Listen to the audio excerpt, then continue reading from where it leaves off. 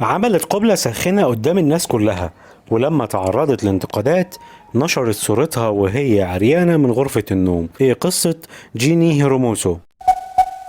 أثارت القبلة اللي وجهها لويس روباليس رئيس الاتحاد الإسباني لكرة القدم إلى جيني هيرموسو نجمة منتخب سيدات أسبانيا بعد التتويج ببطولة كأس العالم الكثير من الجدل. منتخب اسبانيا حقق الفوز بكأس العالم للسيدات بعد الفوز على منتخب انجلترا بهدف دون رد. حققت سيدات اسبانيا اللقب الاول في تاريخ اسبانيا للسيدات، واثناء التتويج بدأ الجدل بعد ما قام روباليس بتقبيل جيني هيروموسو بطريقة وصفت بانها ساخنة جدا او مبالغ فيها شوية. خرج رئيس الاتحاد الاسباني لتبرير الموقف وقال ان كان في اغبياء في كل مكان عندما يظهر شخصان لبعض العاطفة لا يمكننا الالتفات الى الحمقى. نحن ابطال وهذا ما سنحتفظ به. وقال كمان انها ذروة احتفال صديقين بشيء ما، دعونا لا ننتبه الى الحمقى والاغبياء.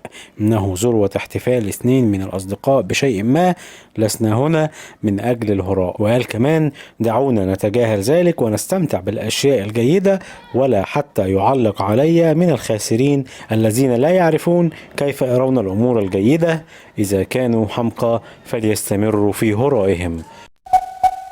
هيروموسو كمان اتكلمت عن القبلة وقالت انها ما كانتش متوقعة ان ده اللي هيحصل، وقالت ان هي دي المشاعر اللي كانت سائدة في الوقت ده، وقالت ما كانش فيه بينا اي حاجة تانية علشان القبلة دي. وقالت كمان ان دي مجرد حكاية وهتروح مع الوقت، وهي متأكدة تماما ان مش هيتم الحديث عنها كتير في الفترة اللي جاية.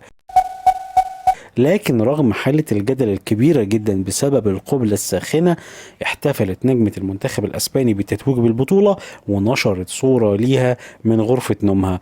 ظهرت هيروموسو في الصورة وهي نايمة على جنبها اليمين واخدة الكاس في حضنها. طبعا كانت عارية في الصورة، وده كان على طريقة النجم الأسطوري ليونيل ميسي بعد تتويج الأرجنتين ببطولة كأس العالم اللي اتلعبت في قطر.